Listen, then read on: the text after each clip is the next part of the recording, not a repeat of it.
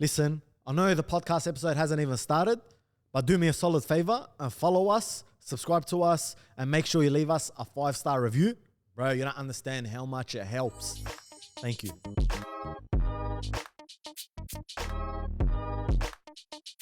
Welcome, Yasmina, to our Inglewood coffee bar. Nice. So how do you drink your coffee? I drink a latte with full cream milk and 2 sugars, please. And 2 sugars. So Yes. you're literally the first guest going with sugar. Are you sure? Yeah, 100%. Are you sure? How many coffees do you do a day? Usually. I know being a mum. Can I be honest? Probably like 3. 3 to get me coffees. through, yeah. What times are we talking? 7 a.m. Yep. 8 a.m. What? That's on back to back. Well, you got to function. One's to wake up, one's to function. Okay. And then the third one's probably in the afternoon, probably 2 o'clock. Oh, that's all right. Yeah. That's good. That coffee smells so good. They smash it with the beans. The Sunset Boulevard blend, 10 out of 10. It smells amazing.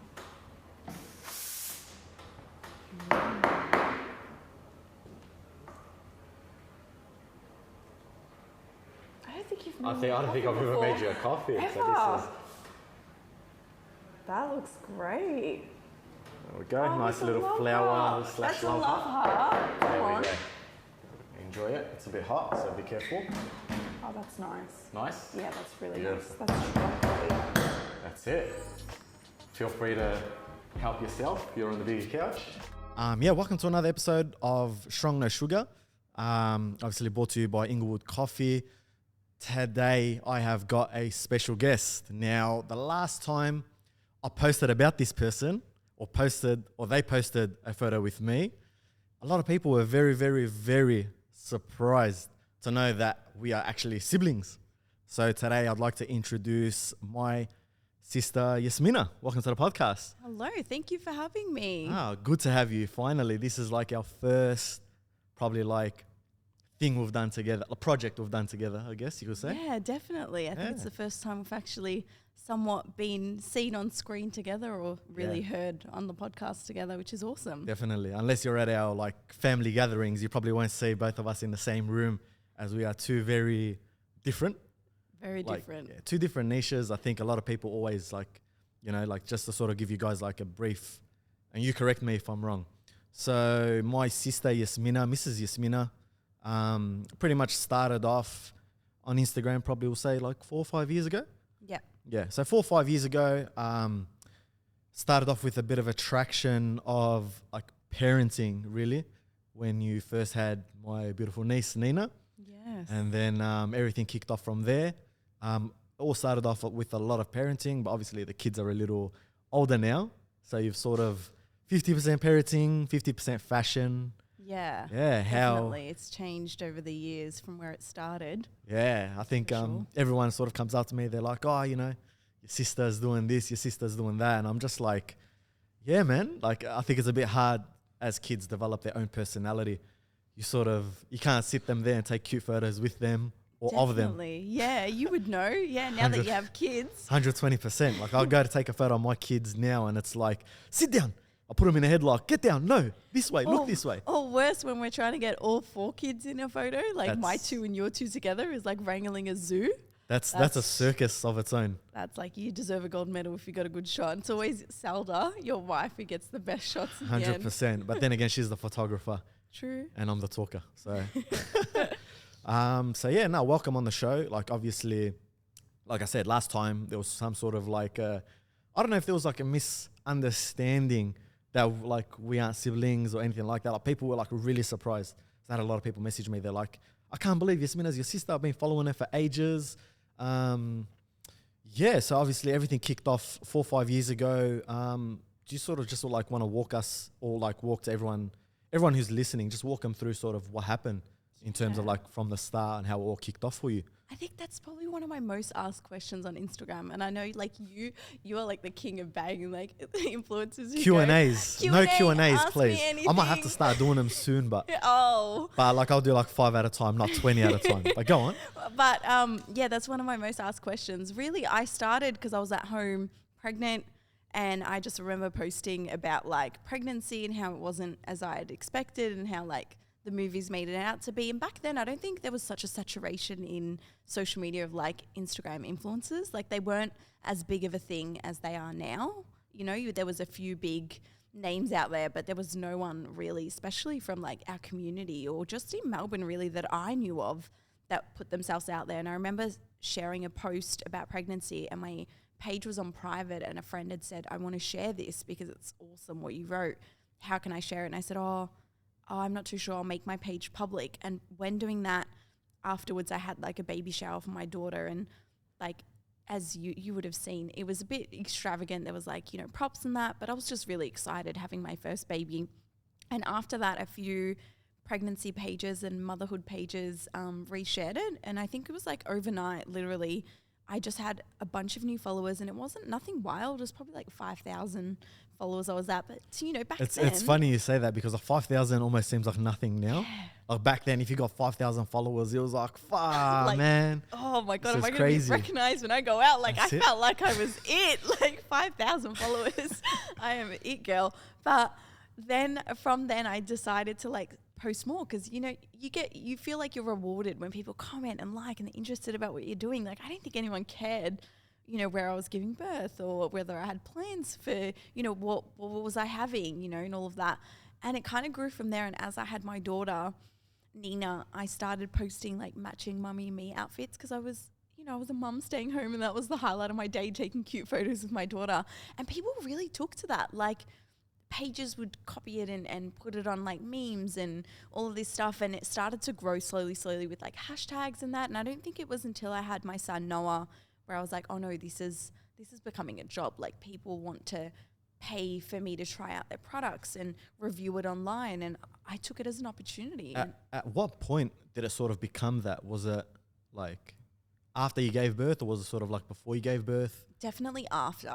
Yeah. After I'd given birth, because no one really approached me before I gave birth for anything like that. But I remember postpartum, one of the first people to approach me was like some sort of like weight loss herbal tea place. And I was like, you want to pay me to drink this tea and post a photo? Like, that is so strange to me. But, you know, then I saw like, if I can get that, if they're offering that, and if I decline it, I'm actually going to move further into this space because people are going to trust me. They're going to look at me and go, wow, like, she's offered this and this and she's still sticking to her true community, and that's the way to grow. And that really, like, till now, I still follow that same principle, but people really appreciate that when you're honest. And I remember they sent it to me as a gift, and I was like, this is the worst tea ever. Don't drink it. But like, they weren't happy about it, but there was no contract. It was just a gift. So that honesty really got me far in the industry. Yeah. And I think that's how it grew, really. Beauty. And so obviously that grew. I think it's flourished into like what, 90,000 followers? 90, not like, like between 90 to between 90 to 100,000 followers, and you know, that's grown. And obviously everyone knows you for your parenting, you know, like videos, photos, and everything. And then there was like a certain point where you sort of transitioned from parenting to, I think, like, would you say fashion would be the right? Yeah, fashion, beauty. Yeah. Was that like, I know that it's always been your interest, but was that sort of like always the goal? Did you sort of like see yourself like still staying in the parenting space? Like, what happened there? I felt like everything kind of revolved around my kids, and I almost like I lost my identity in it all. And it's like, there's so much more to a mum than just being a mum. And once my kids started going to daycare, I'd enrolled them when work started, like Instagram started to pick up, and I felt like I couldn't shoot content for people with my kids around. And when I had them less and less at home, it was just 2 days a week in childcare, but that felt like weeks for me because, you know. That's freedom. That's freedom. That's freedom. Just having like 1 or 2 days away from the kids, or even just like a few hours. Yeah. You're almost like, once you get a taste of it, I think it's like far out. This is crazy. Yeah. But yeah, continue. And from then I started to really, like, I took a step back and I said, you know, what is my aim with all this? Like, where do I want to go? What brands do I want to work with? And it was when I like teamed up with my management, and she kind of said, like, what are you looking for? Where are you heading? I know you are a lifestyle blogger. Who are people that you aspire to work with, you know, and collaborate with? And then I started thinking, and I was like, none of it revolves around mum life. So I thought, you know what? I can either go the way, stay true to who I am and share what I'm into in that moment, or I can give people who are following me what they want and share more about mum life.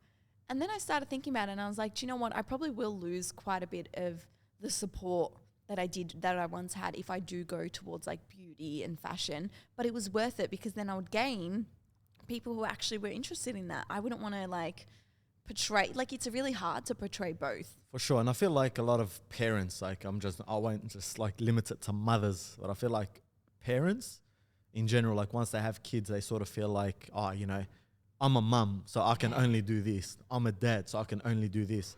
And it's like, it really isn't like that. Like after you have kids, a lot of people are like, oh, I understand you've got kids. And it's like, yeah, but that's still not an excuse to look after myself, look after my family, you know, go out on a date, do things and, you know, like just enjoy certain things. Yeah, do you feel like a lot of people sort of stay attached to that identity? I think it's like a safety blanket. Reality is for mums, and I'm saying mums, not because, you know, this is all mums, but because obviously my community is mainly mums and it's the people I speak to on a daily, but I feel like it's their safe space, and you're with your kids for so many years when they're younger.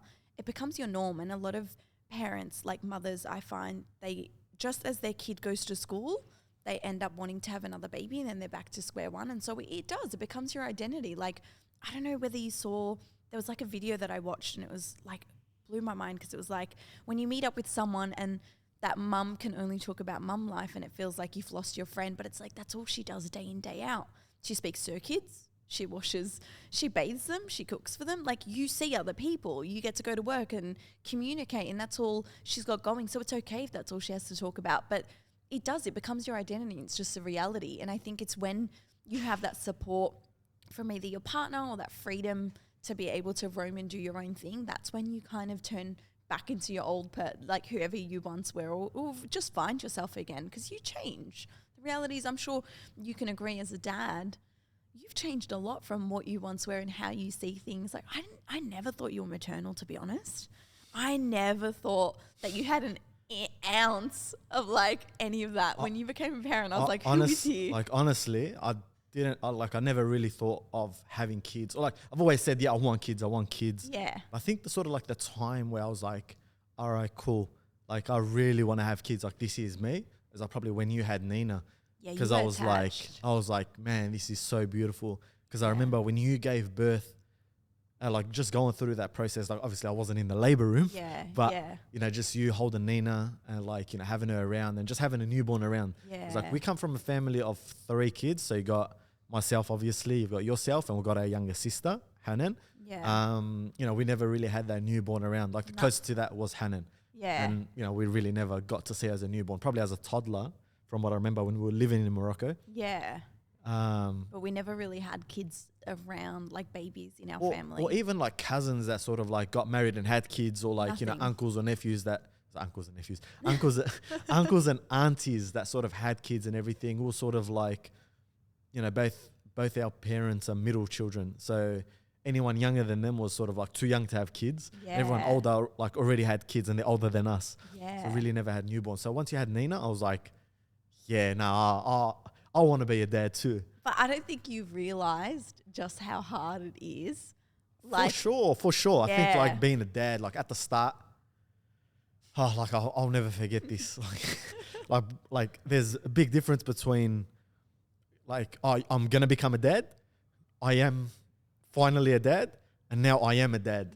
Right? Like going through the pregnancy phase, that was like the craziest. Like you can read everything on Instagram. You can read everything on the internet. I think, did you pass Zelda some books? Or like recommend her some books? You can read all those books. You can do everything, but nothing will prepare you for pregnancy, for birth, and even more so, raising children. Raising would be probably the hardest, I would say. 100%. There's levels to every single part of it because like pregnancy, you're dealing with the person you love and every pregnancy is different. 100%. 100%. Labor, not everyone has the same labor. You can watch, like I remember Zelda, my wife, being at home watching a video of labor. I don't know who it was. I think you know who I'm talking about. Was given birth, and it was like, all I remember was like laying on the couch, and all I hear is a lady screaming, ah, ah, and I'm like, bro, what are you watching? She's like, I'm just watching this like girl's labor, and I'm like, bro, you're about to give birth. Like, why are you watching someone else give birth? And she's like, no, I just want to know what it's like. And her labor was like nothing like that. Yeah. So I you remember can't being like you can't ever be prepared for that. And then raising kids, you realize like, all right, cool. I think this is now I sort of see why parents sort of get like, hey, I'm a dad or I'm a mum. This is my life. Yeah. Because you're so stuck in it. You know, like I'm at work. I leave my daughters at home. Yeah. I come back to my daughters. And then mums are there in between those hours. Yeah. And It's it's crazy. just like, and do you yeah. feel like it gives you more respect for our parents? Oh, Like, 120%. I looked at mum, like after, like my kids now who are obviously like 3 and 4, but I look at mum like, how? How did you do all of that? Like, And that's obviously. with 3. We've got 2. We've got 2. Like, I was like, how? And even till now, like all the support she gives me mentally, physically, like I just think, I don't know how you did it. Like she goes, but that's all, like we didn't have social media. We didn't have any of that then. There was just playground, home, library, playground, home, library. And it was a life I enjoyed. I said, wow, good on you. Pretty much. And I think like a lot of people also think our upbringing has been anything like the way we live our life now. Yeah. Not that we live like a high class life or like it's nothing like that. Nothing. Absolutely nothing like that. You know, obviously there's a lot of influencers that showcase like a high profile life and whatever. And but our upbringing was like completely different to the way we raise our kids. Yes. 120%. Oh my God. Like Like we were talking the other day, we took our kids to like, I think it was Hungry Jack's or something, or once we took them to Maccas, and you were like, do you remember when we forever thought that like the Happy Meals just came with a cheeseburger, and there was no other options, just cheeseburger, fries, and a water. We didn't know there was drinks. I didn't even know that there was like other burgers at McDonald's. Like you went to McDonald's, you get a Happy Meal, nothing else, soft serve cone. That's it. That's Happy it. Meal, soft serve And cone. soft serve if you're lucky. 100%. Yeah. Like it's like, oh, okay, the weather has gone above 35 degrees. You know what? Maybe we'll get them a cone. Yeah. That's it. Like I didn't even know chocolate sundaes existed at McDonald's. And Macca's was a luxury. It wasn't like a weekly thing. It was a yearly thing that maybe we could go. It's funny because like when we lived in Morocco, so there was a period of our life, I don't know, not many people know this, where we lived in Morocco for about just under 4 years. Yeah. And We went to school there for a bit. We went to school there. Me and you. You and I went to school. You did kinder. Yeah. And I did primary school. So half my primary school I did in Morocco. You did kinder and probably like grade 1. Grade 1 because there's no prep in Morocco. It's just like, no, you're ready. Get right in. Get right in. Get the books. You learn how to read.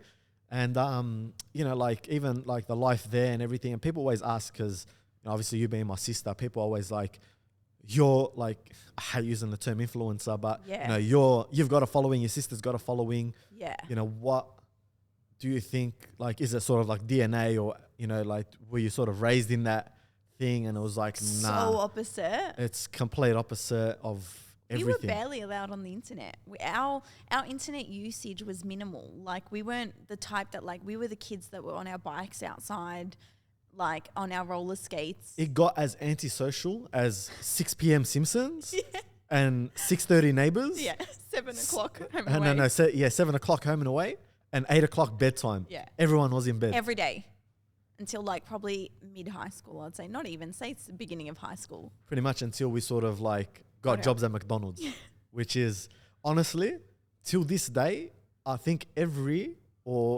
like probably like 1 in 2, 3 influencers that I meet or people in the space have worked at McDonald's. Yeah. I feel like it builds your character. Like if you say you've worked at a fast food place, I'm like, okay, you can chill. No, so worked at a fast food place, but for like a long period of time. It doesn't count if it's a few weeks or a month or 2. People go in, I worked at McDonald's. Oh yeah, how long did you work there? Oh, I worked there for 3 months. I'm like, bro, you didn't even pass probation. Like that's nowhere. No, you didn't work in fast food.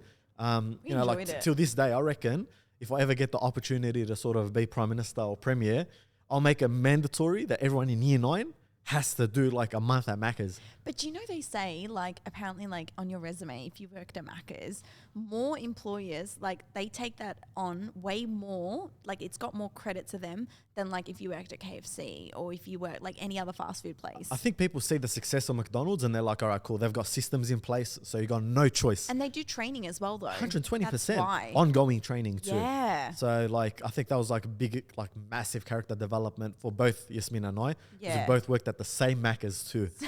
Same Maccas, same people, same years. everything. I think I finished working at Maccas, and then you sort of started. Yeah, I was there at the same time as you, and then you had left, and then that was when I was like getting more and more shifts there. Yeah, Yeah, because I was still younger, I was still in school, but I was doing like after school. Yeah, how was working at Maccas for you? It was a good learning experience. Like I think I learned a lot from then.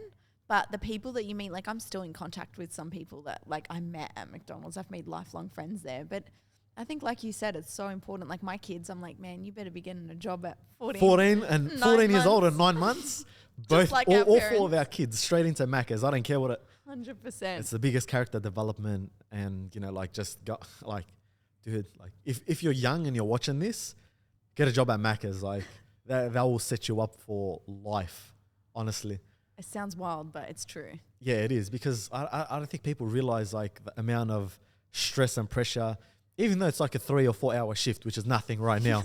I remember my first shift at Maccas, I went back home and I'm like to my mum, oh my God, man, I'm so tired. My ankles feel like I've been guarding LeBron James the whole, like, and she's like, it was only a 3 hour shift. I'm like, you don't understand. No, but we come, like, I don't think people realize that we come from like, not a strict family, but very hardworking family where like, don't complain about the work that you do. You go get it done and you come home. That's it. Like, don't.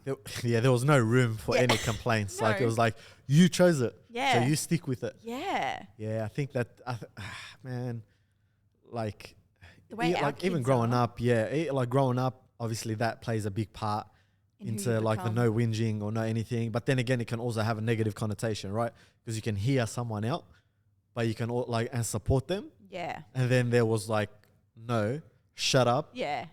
You work the shift. You want the money. Yeah. That's it. I think it like you said, it can go both ways. Like even now when I got married, like, and if my husband, like if Billy had complained about a shift, like in my head, all I can hear is dad, like, don't complain.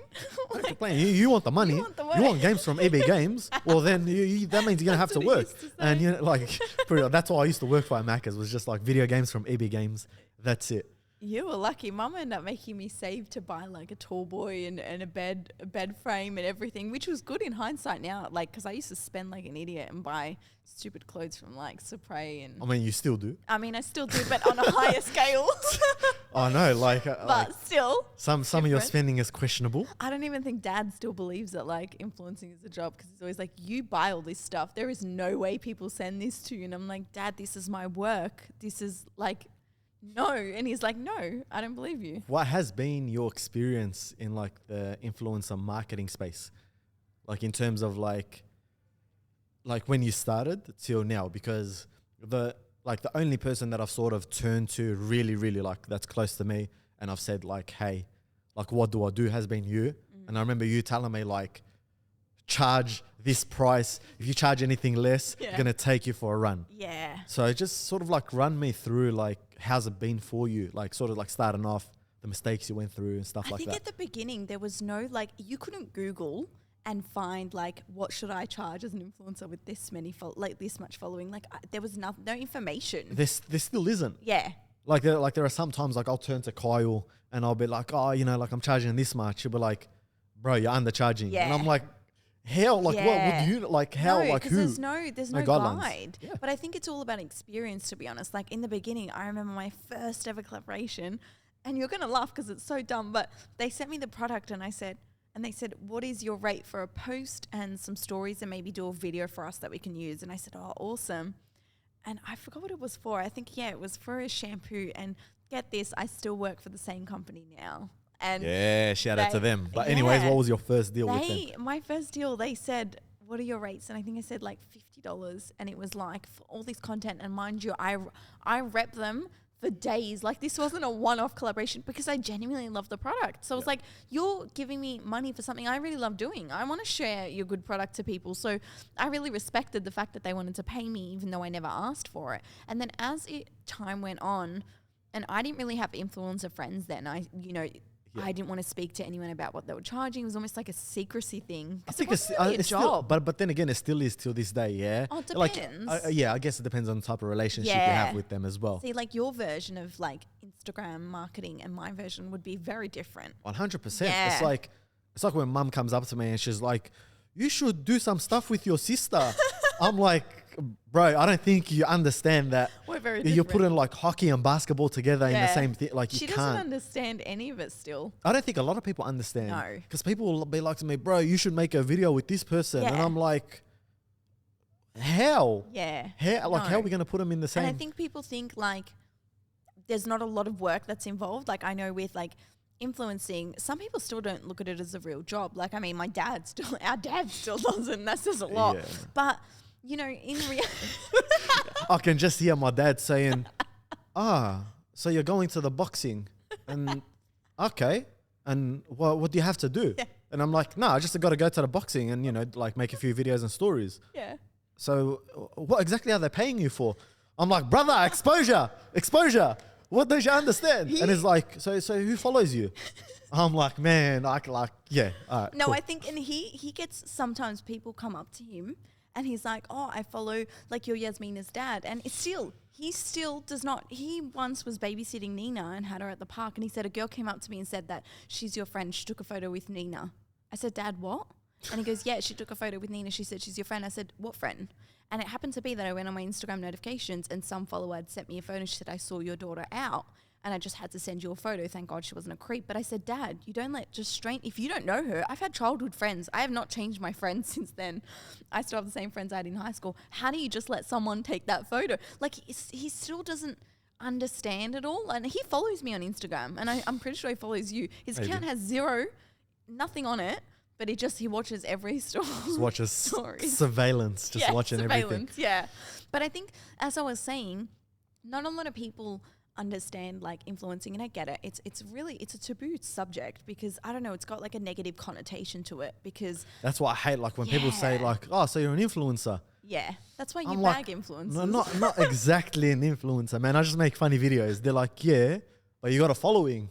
I'm like, it's an audience. Yeah. They're like, no, you're an influencer. Yeah, they I'm like like, to box you up. And Yeah, almost of like course. like now if I go and see like anyone new or like someone asks me what I do for a living, I say I do social media marketing. I don't even say influencing because it's almost like there's such a negative stigma to it that I'm like, I don't even want to associate myself with that. Not because I love my job. I love it to death. It's the best. I wouldn't change it. But just that stigma that comes with it.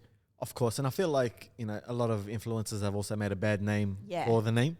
Yeah. As well. 100%. Even when you work for new companies and they say, oh, I've worked with a lot of, you know, influencers before. And, you know, it was really surprising to me that working with you is very different because you do have a bigger platform than some that I've worked for or a smaller platform. And I just didn't think that you'd be like this. We were just recommended you. So we've just used you for social media marketing and we're just so happy with the results. And I'm like, it's just such a shame that some people just really F it up for so many of us good guys, you know? Yeah, I think like they F it up, they fudge it up completely, but they like keep going on with it, right? So like, you know, like you make a mistake. I understand people make mistakes and everything, but then again, they'll go burn every single company, Exactly. like along the way, and then you know you get all these companies turning around and being like, oh no, like I'm okay. I'll just do paid advertising. Like I don't want to work with influencers, and it's like, bro, like if your business is legit and has like a legit person behind it, and like with influencer marketing works both ways. Yeah. Like I'm happy to help you if you're happy to help me. Yeah. But then again, like don't take me for an idiot as well. Yeah, exactly. There's been a lot of instances where like companies will like man, it's so tricky because like company will like, I can't even say any names. Like they'll be like, company will be like, oh yeah, we really like your content. We're going to send you a t-shirt and, just make a post for us. I'm like, brother, like, do you think I'm starving for t-shirts or something? Yeah. Like, is t-shirts going to pay my bills? Yeah, no, not just that, but like, bro, like, yeah, like fair enough. It's your mate. You've got that type of relationship. Like, bro, I don't know you from a bar of soap. Yeah. Like. Oh no, I get that all the time. That's a daily occurrence. I'll send you this. One person, this was the best one. Here's my link to my website. I'll give you 20% off for you to purchase from my website if you make a post and stories. You giving me? Sorry? I don't even know who you are. I don't even use your product. Like, fair enough if I use your product. Yeah, if I was like... Bro, like if Mercedes came up to me, I'll need a new car. And they're like, bro, we're going to give you $5,000 off. Yeah. Buy the car. I'm like, yeah, of course. I need a new car and everything. I'm like, bro, I don't know you. 100%. And I feel like, the hardest part about social media, marketing, influencing, whatever you want to call it, is learning to say no. No, no, no. Yes. People like obviously recently I've done work with JD Sports and KO Sports. People always like, oh, you know, look, Mr. KO Sports, Mr. JD, Mr. this, Mr. that. And it's like, brother, you don't understand. I say no a lot more than I say yes. 100%. Like every day I'll get a message or like, you know, an email being like, oh, you know, can we work with you? And most 9 times out of 10, it's no. Yeah. No, no, no. Like I can't even tell you how many massage gun places have messaged me. And they're like, oh, you know, can you use a massage gun? Like, we'll send you a free massage gun. And I'm like, bro, I don't even need one. Like, my content isn't massage gun related. Yeah. But some of these companies just like learn how to, I don't know if they learn or like they've got to learn how not to step over people as well. But like you said, the hardest thing is to say no, because I think we obviously see our position as, you know, we know we're really privileged to be able to call this a job and even be offered any sort of... I think the mindset that I've sort of changed to is it's a business, not a job. Yes. Because a business has up and downs, whilst the job is just like you work, you get paid. Yeah. So it's technically a business because like it comes in waves. Yeah. There's a month, good, month, shit. Yeah. Month, great. So I've worked in it for so long, obviously. You've got some sort of consistency. Yeah, I've got some sort of consistency. But it's like with it all, it's just made me kind of take a step back and go, I would rather do a little less and have like a higher fee and just be myself for majority of like the time instead of constantly be pumping out content for all these brands. And I'm also really selective with who I work for, obviously, as I'm sure you are too. But being able to say no in a nice way, because I found like if I ignored people, like just didn't respond to the email, they find that some people find it extremely rude. And 100%. It's just, sometimes like it's gone to junk.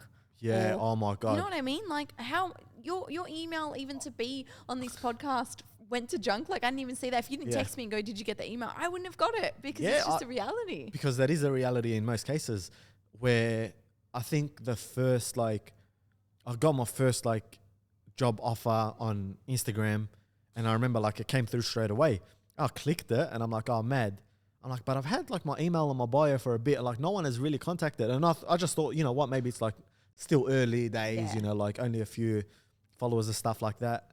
I went into my junk mail and I counted 7 emails. Wow. From 4 different companies emailing and following up being like, hey man, like you didn't get back to us. And I'm just like, so I've learned like ignoring it, obviously it doesn't make it go away. No. Sometimes just respectfully saying no is a good thing. Yeah, I think people really appreciate that, which I get. Yeah. I understand it. Bro, you've made it this far into the podcast. The least you could do is take a screenshot, put it up on your story, tag us at Strong No Sugar to let us know that you're listening. Appreciate it. Guys, as you can see on the podcast, we're really, really enjoying Inglewood coffee. Now, Inglewood are a specialty coffee roaster in Melbourne. You can shop the whole range at 40% off using the code word Teddy. They do free shipping for anyone in Victoria and Australia-wide. They do free shipping if you spend over $50. Shop now, www.inglewoodcoffeeroasters.com.au. Sit back and enjoy your coffee. We'll let you get back into the show. Do you feel like there's a lot of pressure like to keep up a standard of looks? Because like you're in fashion, right? Or fashion or even like beauty, lifestyle, whatever you want to call it. Yeah. Do you feel like there's a lot of pressure to keep up with that life? 100%. Like, I feel like for me, you know, like ever since we were kids, I've always been the one who loves to dress up and do my hair and my makeup. So it's nothing new for me. But I do feel like there's a bit of pressure to like look a certain way. Like your down days can't really look like you're having a down day. You got to still look the part every day. And it's just because you're showing your face daily. And I've gotten to the stage where I'm privileged enough to be able to like just not jump on if I don't want to and just postpone work to another week, but to be able to like keep up appearances. But I feel like now I've gotten to a point in my life where, I don't know, you probably don't watch all my stories because I have millions, but I stopped using filters.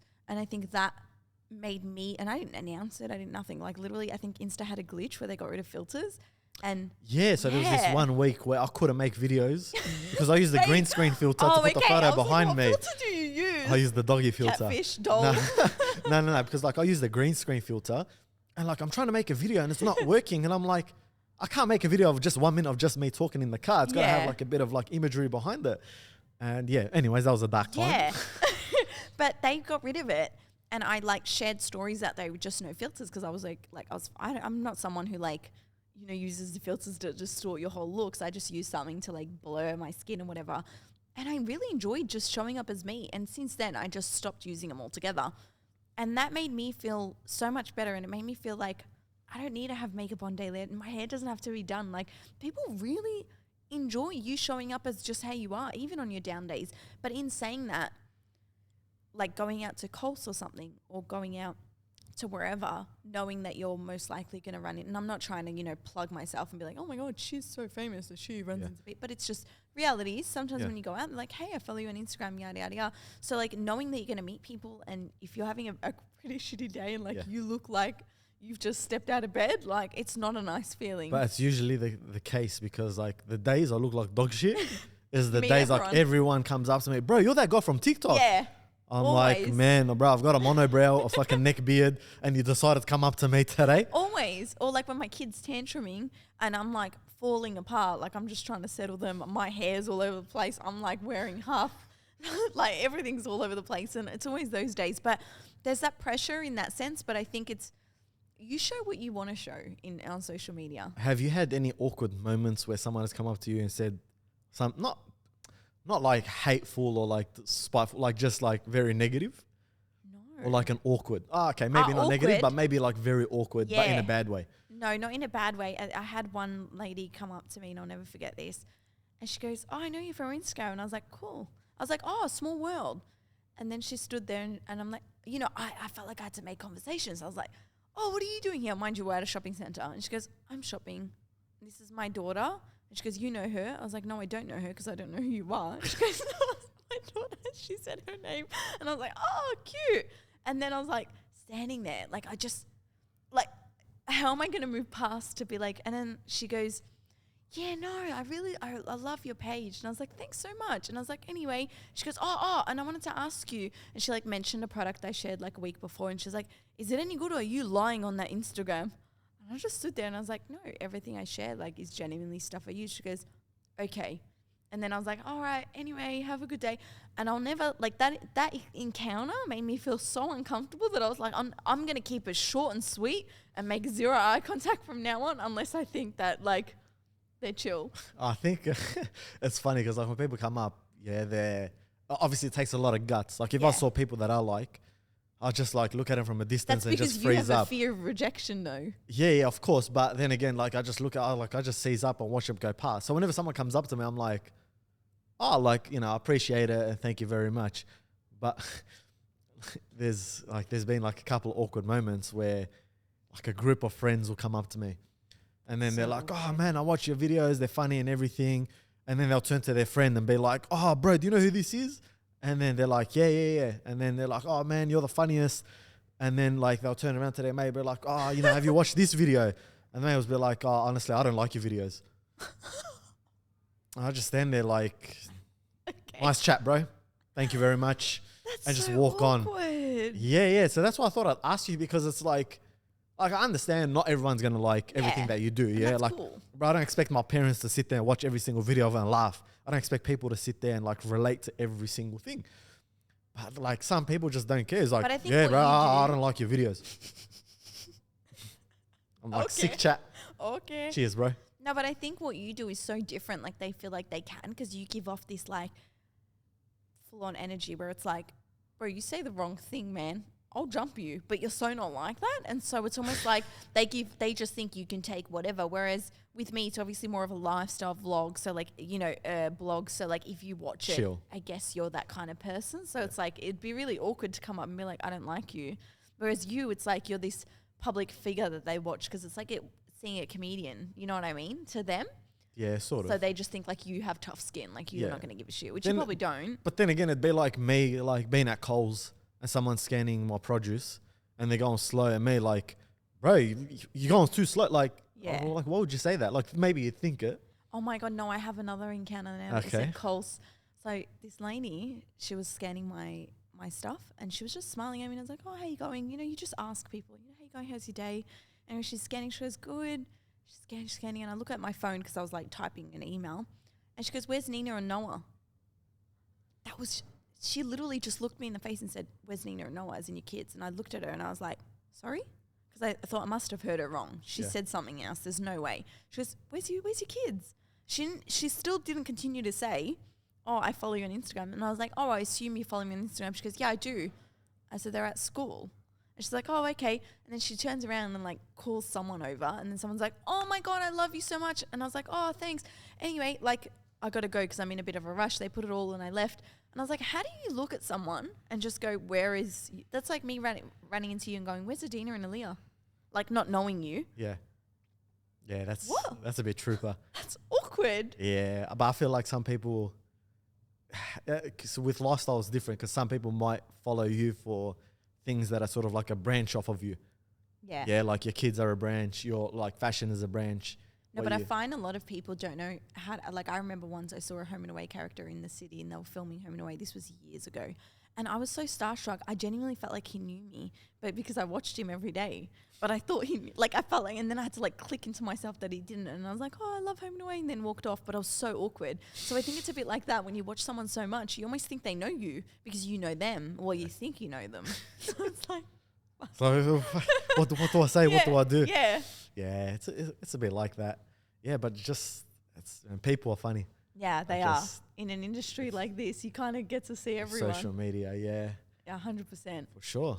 So I think the sort of segues to the next thing that I want to know is what's the future for you? So obviously you've been doing this for a while and you've been sort of like at it, and now you've reached a level where, you know, you don't have to work, but you know you can choose not to work. Like you choose what work you want to do, and what work you actually like, projects that you really want to work on. So I just want to see like what's happening next.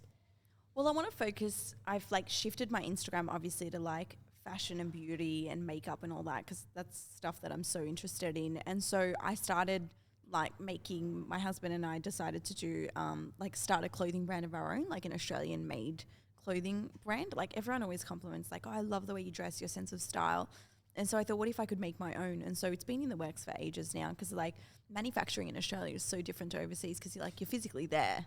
Like she wants to like change a certain, and there was so much I don't know about clothing. Like I had no idea that like cotton comes in like only like this creamy white and you have to dye it the colors that you want. So then you go to a dyeing factory and then you have to have like dyeable seams and like there's so much to it that I had no idea about. So that's been in the works for a while now. We've got like some of our samples back. We're still working on a bit more because like I'm a perfectionist. If I'm going to put my name on something, like I want it to be absolutely amazing and like to people to wear it and like genuinely keep it for years, not something you keep for like, not to support fast fashion, just something that you buy and you keep for a while. So that's been like my goal, has been working towards my own brand. And then also, so that way, like I don't have to work as much on Instagram and I can just do like, say, one collaboration a month or like one every 2 months and like literally just have my clothing brand and be the boss of that company. And awesome. Well, what are you aiming for? Summer? Yeah, hopefully. Nice. Yeah, summer. That's good. And like we want things that are like, it's your whole wardrobe. It's all your staples. So it's nothing like wild. It's nothing like extravagant. And all these excess pockets and that. It's just basic. Where do you see your clothes being worn? As in on who? No, where? So like what, is it loungewear? Is it like cafe wear? Is it gym wear? But it's both loungewear and you can go out, meet a friend in it daily. You could sleep in it if you wanted to. But it's more stuff that's like such awesome quality. It's not stuff that you're going to want in the house. You're going to want to take it out because it looks cool. And what has been the experience like? Because everyone wants to start a clothing brand. Oh, they have no idea. Yeah, everyone, I think everyone at one point in their life says, bro, I think I'm going to start clothes. Yeah. Like I want to start a clothing brand. Let's go. The first thing they do, jump on AliExpress, jump on Fiverr, get a logo, slap it on something from AliExpress, and then they start a thing. Obviously, you've gone a complete different route. The last episode, I had Zach Perner. He has done his own, so slouch potato, which is like loungewear / pajamas, but it's not pajamas. It's loungewear. And he got it Australia made as well. Now, he had one weird experience because it was all during like COVID and lockdowns and everything. So that was a completely different experience. So I just sort of want to see, like, what has your experience been like getting it made in Australia? Because everyone just like assumes like you'll go China, India, Bangladesh, get them to make it, get sent through and just send it off. So obviously you got to go through samples, etc., etc. So how'd you sort of It's so different. So Billy knew a guy who's, I don't know, somehow related to him. The lady owns like a manufacturing place. And we went to see her at the factory and she kind of pointed us, so you have to go to a pattern maker. Pattern maker, you go to her and you explain everything to her in detail of what you want the item, where you want it to be tight, where you want it to be loose, what kind of fit is it going to be. If you have anything at home that you can at least find similar, and then tell her what you want different on yours. Or, you know, even if you want to just come and stand and she'll put fabric against you and you can tell her where everything is. So you do that. And I had no idea there was so many people you got to visit to end up with one sample. Like, I just thought, I said, oh, I want like trackies and a hoodie, and the hoodie I want like this, and trackies like this. Like, I didn't think there was so much to it. Our first sample of our trackies were horrible. I had, like, Billy had gone to her because I was with the kids at home and I was really busy with work. And I'd said, look, I explained to him what I want, and he obviously explained to her something very different. So when the sample was done and I got it, there was like no elastic at the top. So it was just a drawstring. So it was just material with a drawstring. And it was so bad. Or they just glue it on? No, it was just like a drawstring that like went in the hole. And that's it? That's it. Okay. And then the fabric, you go to places to pick out fabric and you think this fabric looks great and you feel it looks good, it feels good.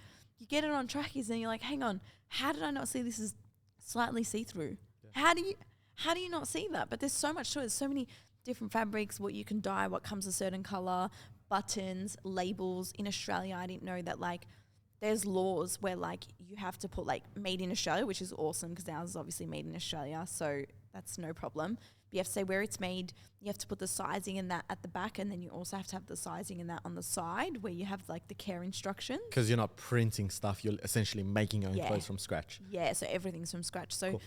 So many rules that you have to abide by with all of that. So it's just been a lot of back and forth. I didn't think it would be this complicated, and then going to figure out whether you want things screen printed on or whether you want it embroidered on. So like then you look at everything that you own and you start looking at it really differently, and you're like, hang on, like they went to a lot of effort. Like even with the jumper, knowing that like this material and like the arm material is very different. Like I didn't know that. So I learned along the process, and at one point I was like, no wonder people go straight to China and like get their stuff.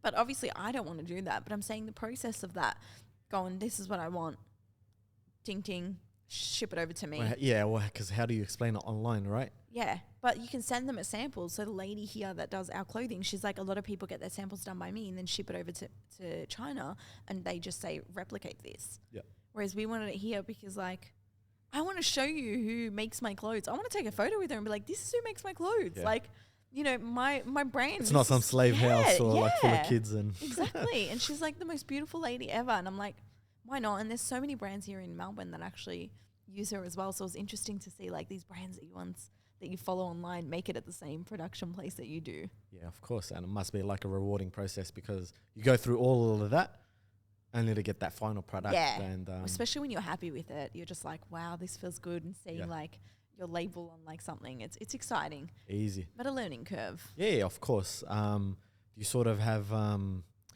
any inspirations that you've sort of drawn from in terms of clothing, or have you sort of just like a bit of this and a bit of that and put it together? I think I always like, sometimes when I buy clothes and I look at them and I think, why didn't they make this like this? Like this fabric's awesome, but I wish they did this. Or this jumper's so cool, but I wish they removed this and added this and it was tighter here. So I'm just drawn from that and gone, what do I want to wear? Like if I'm in love with this sample, then I know like other people will. Yeah. And once I wore like one of the samples on a live and I was talking and I had all these people like, where's your jumper from? And it felt so good. Like they love it and they don't even know it's mine. Yeah. Like I've never shared the brand, but it's just awesome to like, it's so rewarding already. Of course. And it's also great doing it here where like you can get as many or as little as you want made. You don't have to do this mass production. 5,000 pieces. Yeah. Like a sweatshop in your garage with like. All these boxes with stock and everything. Yeah. Awesome. And where do you sort of see like influencer marketing going? That space. You know what? The space has changed lately. Yeah. I feel like it's changed a lot. A lot has changed in the past 6 months. Yeah. Especially like with the recession and like everything's going to shit. Like that's not a secret.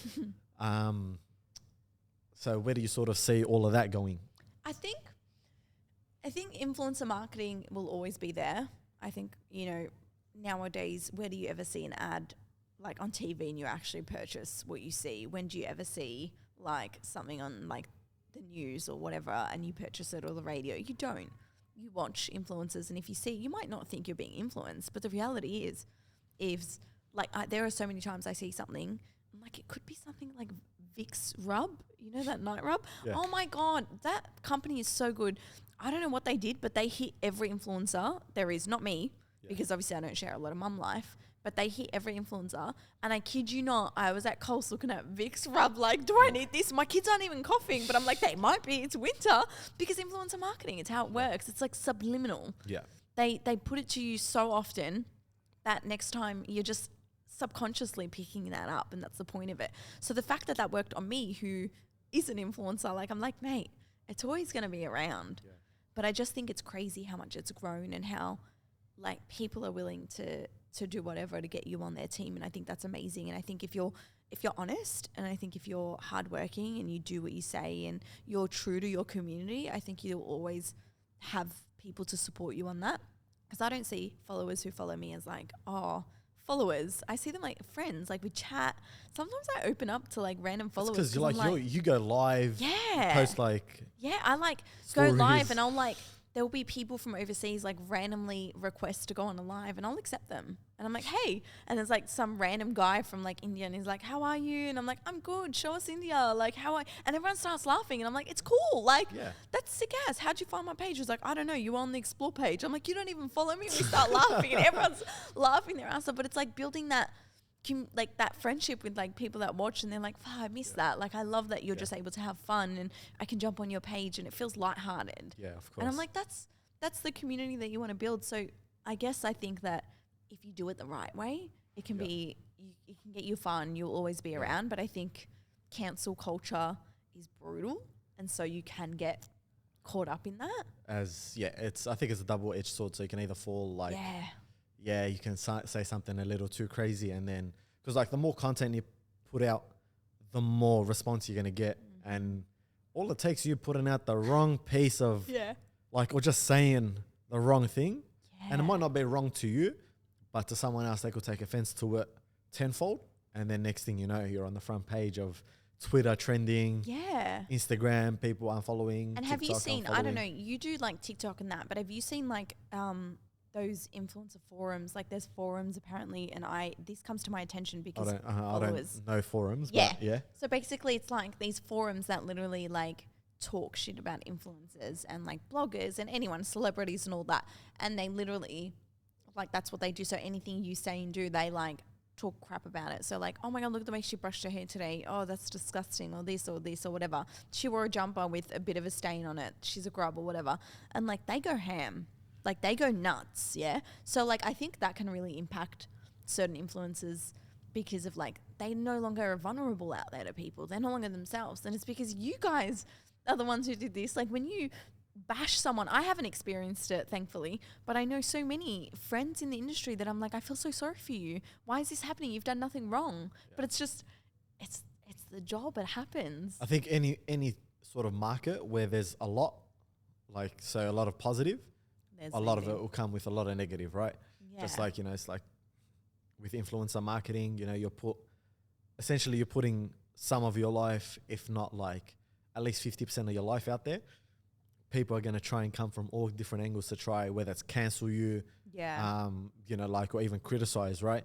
You know, like the other day, I think I was wearing like an unironed jumper and like people like really, really pay attention. It's like, wow, I genuinely didn't think of it. Like, I'm going to the gym, man. I'm not going to sit there. It's not a big deal. It's not a big deal. Or at least I didn't think it would be a big deal. People would just come at you from different angles. And then, especially in Australia, there's a big stacks on culture. Yeah. So, you know, like people will see you down and they'll say like two people kicking you down. And then like everyone else will be like, well, those two are doing it. Yeah. Let's jump in as well. 100%. It's huge. Especially on TikTok. And that's why, like, as much as I upload my videos on TikTok, I'm not active on TikTok. Yeah. And it's for that reason. Yeah. Because there is that stacks on culture. I think you have to. Like, if you sit there reading all the comments on TikTok, like, TikTok's brutal. I remember once, oh my God. So you were like, you started to make TikToks, and I think it was lockdown where you really like started to take off. Yeah, so lockdown. So June 20th was when I like sat down, which is like almost here. So when I sat down, I'm like, cool, I'm going to make videos. Yeah. And you started, and I was like, oh, like I wasn't really active on TikTok. I used to watch a bit, but I wasn't like crazy active. And then I remember my management saying like, you should jump on all platforms. It's great to like build all platforms. It's a great asset to have. And I was like, okay. So I just started posting what I'd post on Instagram, and I posted a cooking video. It didn't have me in it. It was just like my hands, and it was like the chopping and great like transitions. And people went ham at the fact that I didn't wash my onion. You peel an onion. Why would you wash it? But people went off. People went off about the fact that I put a pinch of oil into, like a little bit of oil into my pasta water. People went off at the fact that I didn't peel my mushrooms and I washed them. Like, you shouldn't wash mushrooms. You should be peeling them. I don't know. Are you eating with me? I'm eating that food, not you. But people went off. And I was like, no, I don't like TikTok. Yeah, so that's why I just post and ghost. Yeah. That's it. I think you have to. And I feel like as well, like TikTok, a lot of people are like protected in the sense of like they feel like they can say something. Yeah. And like not punished for it, but almost like get some sort of accountability for it. Yeah. Plus on Instagram, it's your profile. Yeah. Chances That's are like true. someone's going to know you in the comment section. And Yeah. And whilst on TikTok, you can be like user 223876 Yeah. and post whatever you want. Have you ever deleted hate comments? No, Never? I don't delete. I think like it just comes with the territory. And I guess it especially adds making to videos engagement. and like the podcast is called Strong No Sugar because every single video that even though it's about coffee, every single video I make is a strong opinion. Yeah. Right? To me, it's a fact, but to most people, it's an opinion, and I just put it out there. And with that is going to come hate comments. With that is going to come people who don't like me. It's going to come with people that imagine having the worst day of your life, and then you jump on TikTok, and the first thing you see is my face going, no, and you can't change my mind. And people are like, fuck this guy, and just scroll on, Yeah, right? So, you know, like 100%. that. That's why I'm like, you know what? I've learned this from Gary Vee. You just got to be empathetic for those people. Maybe they're going through a shit day. Maybe they're just like, you know, like going through something at that time. You don't know, especially like now people losing money, people losing families, people losing jobs, people just even things not going their way. And then you just happen to be the first person on their TikTok and Instagram. And they're like, man, look at this person talking. It's and crazy. they'll just hate. Like, It's crazy or that you whatever. say that. Sometimes I reply back to a hate message, especially if it's on Instagram, because I rarely get any. So when I do, it's like, you what? Talk to me. Tell me. What is it that you hate? And it's just feedback. Yeah, it's feedback. Like, let me know. So a girl messaged something and I forgot what she said. It was something stupid, but it was just nasty. And I just responded back and I said, out of genuine curiosity, why do you follow me? Like, if you don't like me, like I can see your messages above. They're quite negative. So why do you follow? Like, no hate. Like, I just want to know. And then she replied back and she goes, I can't believe you replied. I'm so sorry. I've been having a really bad day. She just like broke down and literally was like, I'm so sorry. Like I have nothing to like, can't fend myself because I'm just a dick move. And she just like literally apologized and she's like, I actually love a lot of your content. I'm sorry. And it was the most mind-boggling thing. Like I just was like, I think because like when you're typing on a phone, you're not necessarily like thinking before you're talking, right? Because you're just, whatever you're thinking, you just type, press enter and send it.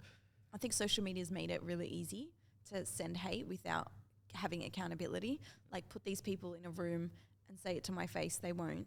But put them in front of a computer or a phone, they will. Or even if they do, the delivery will come off different, right? Yeah. It's just like that guy that's like, oh, I actually don't like your videos. And I'm like, yeah, cool. That's cool. Yeah. But when you sit there and like disrespect someone online, Yeah. that's where you're sort of like crossing So like the line. I'm so open to like, But especially like you're a girl, yeah. right? And more common than not is girls love to trash other girls. Yeah. Yeah. Like most guys don't, like, they'll probably think it, but they wouldn't really sit there and like, Yeah. oh, bro, you're this, you're that. Whilst girls will just like No, but tag their friend and trash another girl. Especially mums, you have no idea.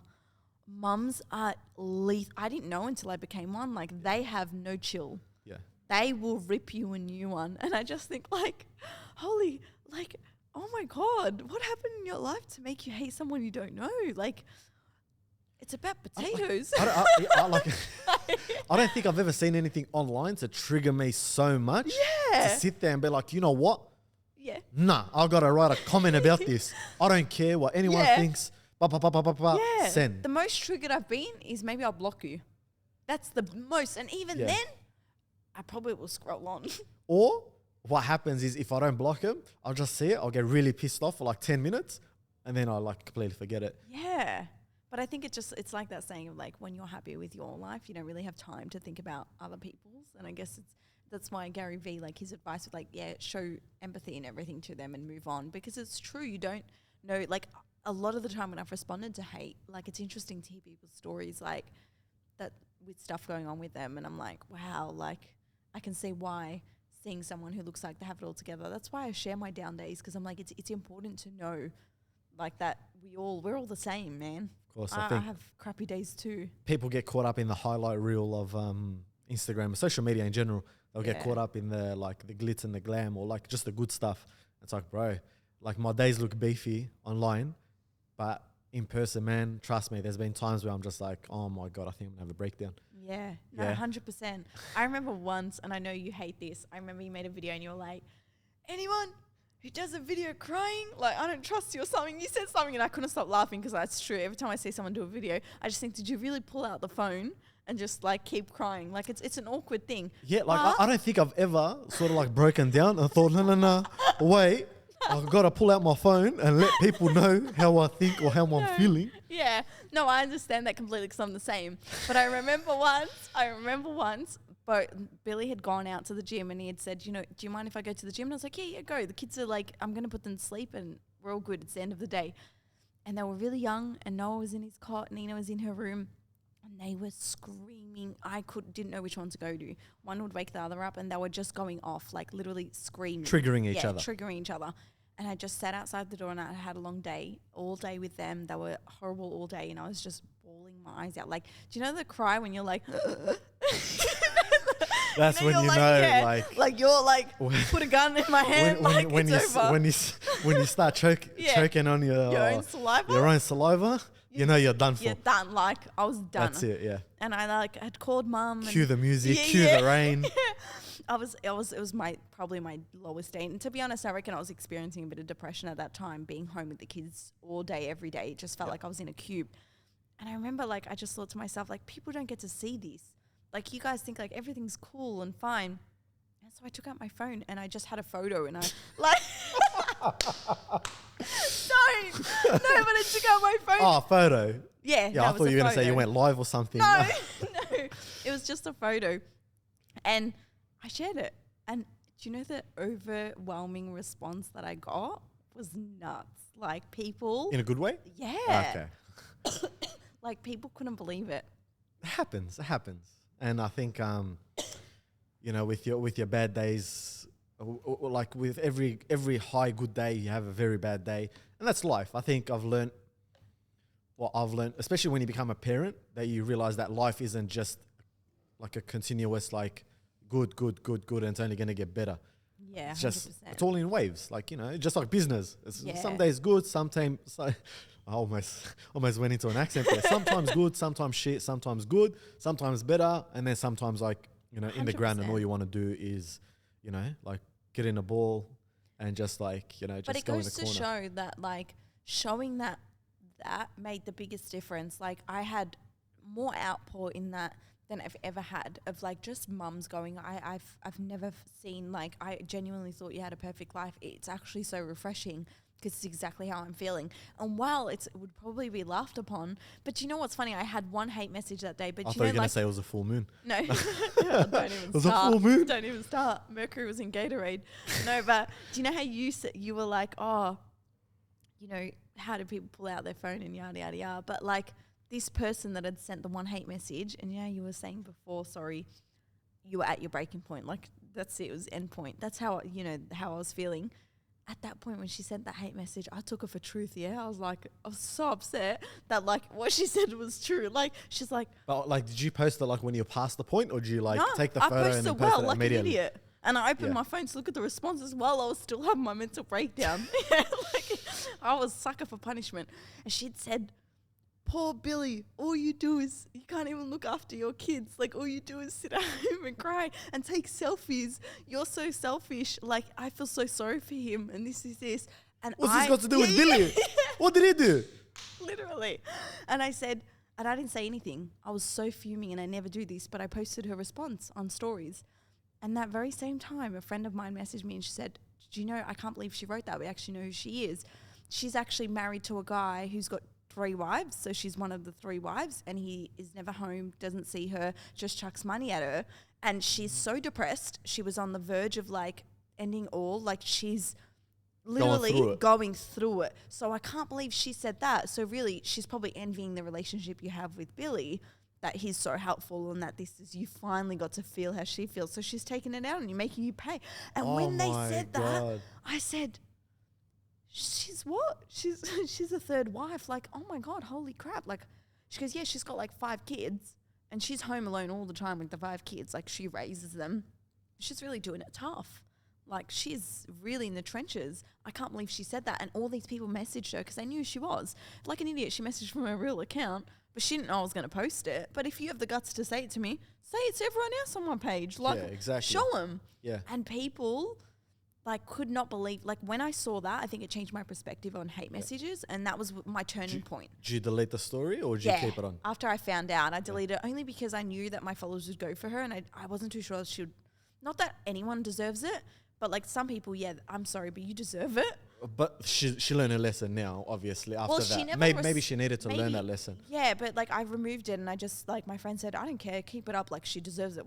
That was a really douchey move to like send that to another fellow mother who's got similar age kids to you. And like my kids were babies, man. And that changed my perspective. It really was like a turnaround point where it's like, you really don't know what someone's going through. So don't take if they don't know you personally, don't take it personal. And I've really stuck with that. And like, I always take that advice that I once got where it's like, if someone overreacts to a situation, their reaction has nothing to do with you. It's something got to do with them. So whenever someone does some huge elaborate reactions to something, I'm like, it's got nothing to do with me. Like take a step back. The internet has given people power for their opinions and they think their opinions are facts and that's it. Like they feel like, and the problem with the internet is once you post that, you can't take it back. No. Because it's there people forever. Run with it. Yeah. Even if you've deleted it. It's just there, right? Yeah. It's there. You know, even if you delete it, is it really deleted if the government asks Instagram for it? You know, if it leads to something even further. Yeah. So you really don't know. Now, to tie up the end of this podcast, we have decided to go with a segment. Now, this segment, pretty much explaining it because it is the first time we are doing this. Oh, we're the first person being asked this question. I'd be worried. So, obviously, the name Strong No Sugar. We've been speaking about opinions and everything. And pretty much it's a 1-question segment. Okay. So, you can answer this however you want. Don't feel like, if you don't feel comfortable answering it, that's okay as well. Because I know it's a bit of a tough one. So with everything going on in the world right now, it's very, very easy to just either just go with the flow. Like, you know, everyone's saying this, yeah, cool, let me follow them. And then there's also like people who go against the grain. So my question to you would be, what is a popular opinion that everyone agrees on, but you 100% think, no, that's absolutely rubbish? Oh, jeez.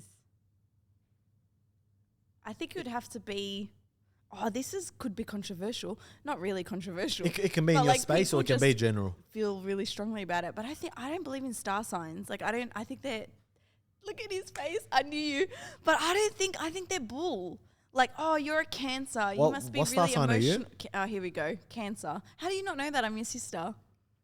Nah, but I know. Oh yeah, like you're around the same birthday as Zelda. So everyone in our family is a Cancer. Yeah, you're okay, cool. That explains it. Oh, here we go. No, that doesn't explain it. No, anyways. But I'm saying like there's such generalized things that they say that anyone could fit into that box. Oh, you're emotional. Yeah, we're all freaking emotional. Oh, you know, you're this or you're that. So you don't believe in like, well, okay, so you don't believe in star signs. Yeah. Do you believe in like the full moon? Oh no, my kids go wild for the full moon, so now I believe it because I see it. I see evidence. Oh, if you don't believe in it, have kids. Yeah, have kids. They'll prove you wrong. Yeah. Every time there's a full moon, they never sleep well. Okay. You know, come on. Yeah. But going back to star signs, so you just think like it's absolutely rubbish. Like it just doesn't matter. Do you remember how there was like horoscopes in like those magazines, the Dolly magazines, and they'd say, oh, there's going to be the sun out tomorrow and you should drink extra water. Like they're all so generalized for a reason because all these star signs could fit to anyone. Oh, but you're really loyal and you're this and you're... That could be anyone. Me and you could have the same similarities in personality, but we're 2 different star signs. So they say Leo and this can't, and now Gemini can't be together. if someone comes up to me and says, first thing they say is, what star sign are you? I'll get out of here. Like, I don't want to have this conversation. You just write them off instantly? Yeah, I can't. It's funny because I didn't think you would say that, considering like it's mainly females that really, really play into star signs and everything like that. I thought you were into star signs. I sort of like I get the framework around it. I made it sound like a business. It is a business. That's what it feels like some days. What framework? No, like there are some things I think they sort I think there's some things, you know, I'm like, nah, that really sounds like me. Nah, yeah, exactly, because it's generalized. I don't know, but that's obviously just an opinion. Like, everyone can take it as they will. Like, I'm not saying that I'm 100% correct, but I'm just saying I personally, like, I didn't even know I was a Cancer until I've been told over and over, what's your birthday? Oh, July 13th. Okay, so, yeah, you'd be a Cancer.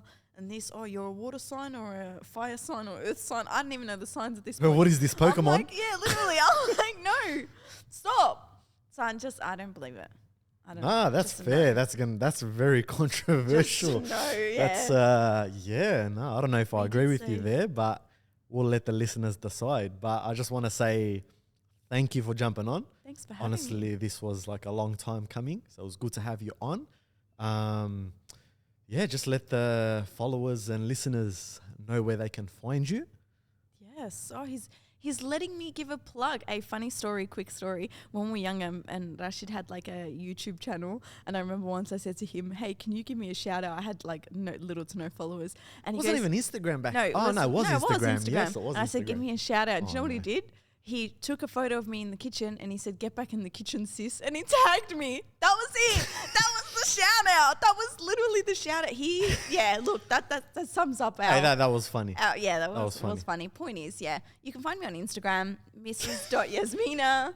Follow me on there for some funny stories. I don't know whether Rashid would agree, but... I don't know. Subjective funny. Or maybe it's just a sibling thing. Like I watch your stories, I'm like, bro, you're not... But then again, like... You probably watch some of my videos and be like... I'm like, no. No, it's not it. No. But yeah. No, so you awesome. can find me. Yeah, so both on TikTok and Instagram. Yeah, just search up Mrs. Yasmina. Beautiful. That's about it. Easy. Yeah, thanks for having me. Appreciate it. Thank you for Strong, no being sugar. on. Congratulations. Thank you very much. Good to have you on.